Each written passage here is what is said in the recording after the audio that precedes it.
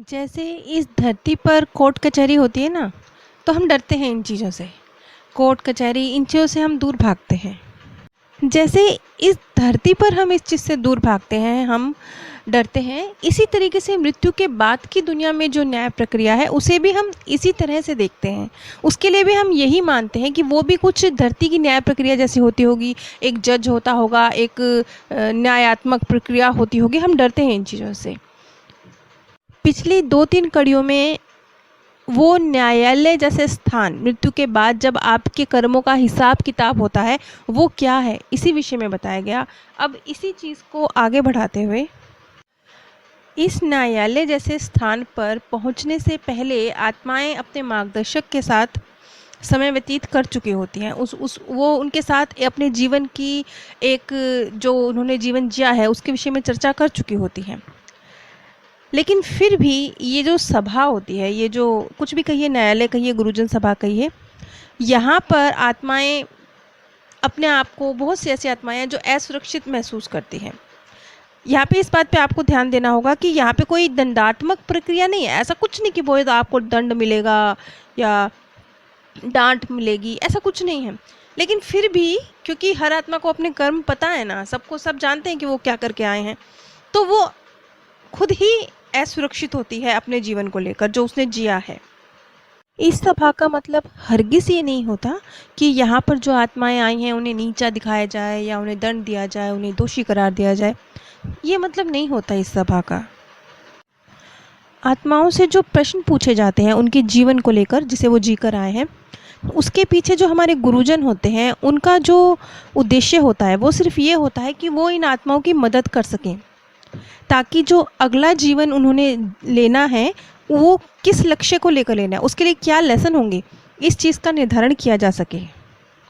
क्योंकि आपने जो इस जीवन में पाठ पढ़े हैं, लेसन सीखे हैं, उसी के मुताबिक तो आपको अब अगला जन्म मिलेगा।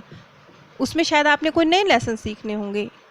तो इस चीज़ का निर्धारण किया जाता है इस सभा में, ना कि दोषी करार दिया जाता है। यहाँ पर इस बात को समझना होगा कि जो गुरुजन है वो भी और जो हमारा मार्गदर्शक है वो भी, वो दोनों ही जब एक आत्मा इस सभा में आती है तो बहुत एक उत्सुक भी होते हैं और कृपालु भी होते हैं। जज की तरह नहीं होते, जैसे पृथ्वी पर हम जज देखते हैं ना, वैसे नहीं होते हैं। वो हमने जो जीवन जिया है, कैसे जिया है, क्यों जिया है, कितने पाठ पूरे किए हैं, आगे क्या करना है, क्या लक्ष्य है, इन चीज़ों को लेकर उत्सुक हैं, जिज्ञासु हैं और मदद करना चाहते हैं आत्मा की। जबकि डॉक्टर न्यूटन खुद कहते हैं कि शुरू शुरू में उन्हें ऐसा लगता था कि यहाँ पर एक जैसे न्यायालयों में दंड दिए जाते हैं, इस तरह की एक प्रक्रिया होती होगी। कुछ जीवन की जो आपने गलत कर्म किए हैं उन पर विचार किया जाता होगा। इस तरीके से उनका नज़रिया था, क्योंकि उन्होंने अभी तक यही जाना था, यही उनके संस्कार थे। लेकिन यहाँ पर जो निकल के आया सामने उनकी रिसर्च में, वो कुछ और था। वो खुद कहते हैं कि मेरी जो इस तरह की विचारधारा थी वो मेरी जो सांस्कृतिक बैकग्राउंड थी उसकी वजह से थी। जो गुरुजन इस सभा में हमारे लिए मौजूद होते हैं वो स्नेही भी होते हैं, प्यार करने वाले भी होते हैं, लेकिन एक स्ट्रिक्ट पेरेंट्स की भी तरह होते हैं, एक अच्छा मैनेज करने वाले मैनेजर की तरह भी होते हैं, बच्चों को प्रेरणा देने वाले टीचर की तरह भी होते हैं और एक काउंसलर की तरह सही सलाह देने वाले भी होते हैं। सारी भूमिकाएं हमारे गुरुजन उस सभा में हमारे लिए निभाते हैं। बल्कि गुरुजन नहीं, बल्कि जो हमारे आत्मिक ग्रुप के मेंबर होते हैं ना, जिनके साथ हमारे कार्मिक कर्म संबंध हैं, वो हमारे आत्मिक समूह के साथ ही वो बल्कि ज़्यादा हमारे प्रति सख्त हो सकते हैं। हमारे गुरुजन तो हमारे प्रति बहुत नरम होते हैं। स्वाभाविक है, जैसे आप धरती पर देखते हैं ना कि कोई अगर बहुत ज्ञानी, बहुत ऊंचा उठा हुआ व्यक्ति होगा तो वो उतना ही ज़मीन से जुड़ा हुआ होगा, वो उतना ही एक समता का व्यवहार सबके साथ करता होगा, सबके प्रति उसका नज़रिया सकारात्मक और एक समान समझने का होता होगा। लेकिन कोई व्यक्ति अगर थोड़ी सी नॉलेज रखता होगा, ज़्यादा नहीं, कोई थोड़ा सा किसी के पास धन आ जाए, उसने अपने जीवन में गरीबी देखी हो, इस तरह का कोई व्यक्ति होगा ना, तो उसमें गुरूर होगा। वो अपने आप को सुपीरियर समझ के सामने वाले को इन्फीरियर समझ के व्यवहार करेगा उसके साथ। अब एग्जैक्टली ऐसा तो नहीं, लेकिन समझने के लिए, धरती के संदर्भ में इस चीज़ को समझने के लिए कुछ कुछ ऐसा समझ लीजिए कि जैसे हमारे आत्मिक ग्रुप के मेंबर हैं ना, वो भी हमारे समान आत्माएं हैं, वो भी धरती पर जीवन वाला गेम खेल रही हैं, क्योंकि वो हमारे ही समकक्ष हैं। इसलिए हो सकता है कि वो हमारे प्रति थोड़ी कठोर हों, लेकिन हमारे जो गुरुजन हैं, जो मार्गदर्शक हैं, वो ज़्यादा स्नेही है कंपैरेटिवली हमारे आत्मिक ग्रुप के सदस्यों के। ऐसे समझिए कि हमारे दोस्त हमारे प्रति कठोर हो सकते हैं, लेकिन हमारा टीचर बहुत नरम है, क्योंकि उसे सब जानकारी है, वो जानता है, वो हमारी कैपेसिटी जानता है, हमने क्या सीखा है, क्या सीख सकते हैं, सब कुछ जानता है। वो खुद भी बहुत ज्ञानी है, इसलिए वो हमारे प्रति नरम है। जबकि हमारे ही दोस्त हो सकता है हमारे प्रति सख्त हो, क्योंकि वो हमें जानते नहीं हैं सही से। बस कुछ ऐसे ही समझ लीजिए, आत्मिक ग्रुप के मेंबर बेशक सख्त हो जाएं हमारे साथ थोड़े से, लेकिन हमारे गुरुजन हमारे प्रति ज़्यादा स्नेही रहते हैं। अब ये जो गुरुजन सभा होती है, यहाँ पर भी जब माध्यम जाते हैं तो सबके अपने अपने एक्सपीरियंस हैं, अलग अलग हैं। जैसे कि कुछ माध्यम तो उन्होंने क्या प्रगति करी है अपने जीवन में, इस चीज़ को लेकर बड़ी उनके मन में उत्सुकता होती है, जाना चाहते हैं वो गुरुजन सभा में। ऐसे समझिए जैसे कोई बच्चा बहुत इंटेलिजेंट होता है ना, उसने पूरे साल पढ़ाई करी होती है, एग्ज़ाम उसके बड़े अच्छे गए होते हैं, तो उसे तो रिजल्ट आए इस चीज़ का इंतज़ार होता है। वो जिस दिन मेरा परिणाम मुझे मिलेगा, बड़ा इंतज़ार कर रहा होता है उस दिन का। ऐसे ही जो आत्माएं अच्छा जीवन जीकर इस धरती से गई हैं, वो गुरुजन सभा में जाने के लिए बड़ी उत्सुक होती हैं। कुछ इसके उलट भी होती हैं, कुछ के मन में जाने से पहले पहले पहुंचने के बाद नहीं, जाने से पहले थोड़ा डर हो सकता है गुरुजन सभा का, लेकिन जाने के बाद वो डर खत्म हो जाता है। और हर आत्मा के साथ गुरुजन का व्यवहार कुछ ऐसा होता है जैसे कि पहली बार कोई आया है तो उसका वेलकम किया जाता है ना, बहुत आपके घर कोई सालों बाद आए, बहुत वक्त बाद आए, तो आप कितना उसका वेलकम करते हैं, बस ऐसे ही। अच्छा, यहाँ पर धरती के न्यायालय में और इस न्यायालय में बहुत बड़ा फ़र्क होता है। धरती पर तो चोर जानता है उसने चोरी करी है, लेकिन वो कबूल नहीं करेगा, वो अपना वकील करेगा और अपने आप को सही साबित करने की कोशिश करेगा, ये साबित करने की कोशिश करेगा कि उसने चोरी नहीं की है। गुरुजन सभा में ऐसा नहीं होता।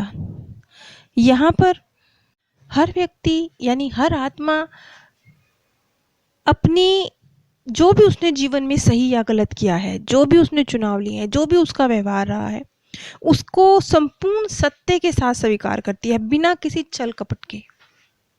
वैसे भी आत्मा लोक में तो छल कपट असंभव ही है, लेकिन आत्मा ऐसा सोचती भी नहीं है, वो स्वीकार करती है। मैंने अगर गलती करी है और आत्मा इस चीज़ को महसूस करती है कि मैं अपने जीवन में ये सही या ये गलत करके आई हूँ, तो वो इस चीज़ को एक्सेप्ट करती है, इस चीज़ को जानते हुए उस सभा में आगे कार्रवाई करती है कि हाँ उसने ये सही किया या उसने ये सही नहीं किया। अब जैसे धरती के न्यायालयों पर तो सब कुछ चाहिए, सबूत भी चाहिए, नियम भी हैं, वकील भी हैं, जज भी हैं, बहुत कुछ है। वहाँ ऐसा कुछ नहीं है, वहाँ किसी प्रमाण की ज़रूरत नहीं है, कोई नियम की ज़रूरत नहीं है। आपका मार्गदर्शक एक वकील की तरह आपके साथ है, लेकिन ऐसा नहीं जैसे आप धरती पर वकील देखते हैं। गुरुजन जज का रोल प्ले कर रहे हैं, लेकिन ऐसा नहीं जैसा आप धरती पर देखते हैं। बात सिर्फ इतनी सी है कि गुरुजन ये चाहते हैं कि हम अपने परिणामों को, अपने कर्मों को अच्छी तरह से समझें जो हम जीवन में करके आए हैं। खास तौर पर जो काम हमने दूसरे लोगों के लिए किए होते हैं वो बहुत महत्वपूर्ण होते हैं। भविष्य जो हमारा तय होगा, जो हमारा आने वाला जन्म तय होगा, जो हमारे आने वाले लेसन तय होंगे, वो मुख्यतः इस बात पर तय होते हैं कि हम दूसरे व्यक्तियों के प्रति क्या करके आए हैं। देखिए यहाँ पर ये चीज़ बहुत महत्वपूर्ण है। क्यों? क्योंकि हमारा सारा जीवन तो ऐसे ही कटता है ना, मैं मेरे इसी में कटता है ना। लेकिन कभी कभी जब आपने मैं और मेरे से हटकर सबका सोचा होगा ना, वो चीज़ इस सभा में सबसे ज़्यादा महत्व रखती है। अब इस सोच का मतलब ये भी नहीं है कि आपने कोई बहुत महान कार्य किए होंगे, आपने कोई बड़ी बड़ी बिल्डिंगें बनवाई होंगी, बड़े बड़े अनाथ आश्रम खोले होंगे, बड़े बड़े कोई कार्य किए होंगे बहुत महत्वपूर्ण, तभी जाके आपने समाज के लिए क्या किया है वो महत्वपूर्ण होगा। नहीं, आपकी भावना काउंट करती है। छोटे से छोटा, मेरे को एक केस याद है जिसमें एक आत्मा ने सिर्फ एक महिला को भावनात्मक मदद प्रदान करी थी निस्वार्थ रूप से, अनजान महिला को, बिल्कुल ही अनजान महिला को, जिससे कोई उसका लेना देना नहीं था, जिसको वो जानता नहीं था, कुछ नहीं जानता था, लेकिन ऐसी महिला के लिए भी उसने मदद का हाथ, सिर्फ ये एक घटना थी उसके जीवन की, कुछ मिनटों की घटना होगी, लेकिन टोटली निस्वार्थ थी, अनजान महिला के लिए थी। तो ये महत्वपूर्ण थी उस गुरुजन सभा में। यहाँ पर मैं ये बात कहना चाह रही हूँ कि भावनाएं गुरुजन सभा में, आपके मंशा, ये महत्वपूर्ण होती है।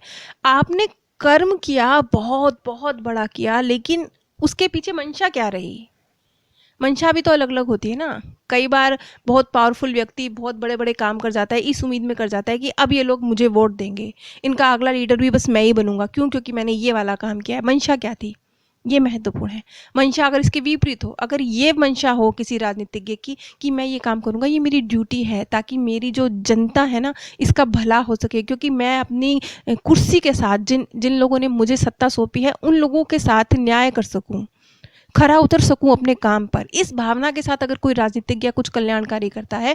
इसके विपरीत अगर कोई राजनीतिज्ञ इसलिए कुछ बेहतर करता है कि मुझे अब अगली बार भी इनसे वोट चाहिए, इन दोनों बातों में ज़मीन आसमान का फ़र्क है। जब गुरु, हमारे लिए फ़र्क नहीं है, हमारे लिए तो बात एक सी है। धरती पर तो व्यक्ति कहेगा भैया इसने, इस सत्ताधारी व्यक्ति ने या इस अमीर व्यक्ति ने ये वाला कार्य किया समाज के लिए, हमारे लिए तो इक्वल है, हमें उसके पीछे की मंशा मालूम ही नहीं है। मंशा तो वो व्यक्ति या तो खुद जानता है या ईश्वर जानता है, और तो कोई नहीं जानता है। लेकिन गुरुजन सभा में आपकी मंशा क्या है, ये चीज़ महत्व रखती है। मैंने आपको बताया ना कि उस छोटे से केस में एक बहुत छोटी से उसके जीवन की घटना थी, लेकिन पूरी तरह से निस्वार्थ थी। तो उस घटना का दृश्य उस गुरुजन सभा में उस माध्यम के समक्ष आया, एक पॉजिटिव नोट के साथ, कि आपने ये कल्याणकारी किया था। इतनी छोटी सी घटना थी, लेकिन वो महत्व रखती थी उस गुरुजन सभा में। वो इतनी छोटी घटना थी कि अपने जीवन में उस व्यक्ति ने कभी उस घटना के विषय में दोबारा सोचा भी नहीं होगा। एक अनजान महिला की थोड़ी सी भावनात्मक मदद करी, बस। क्या क्या मायने हैं इस बात का, उसने कुछ नहीं सोचा होगा। लेकिन गुरुजन सभा में उसकी ये छोटी सी मदद मायने रखती थी।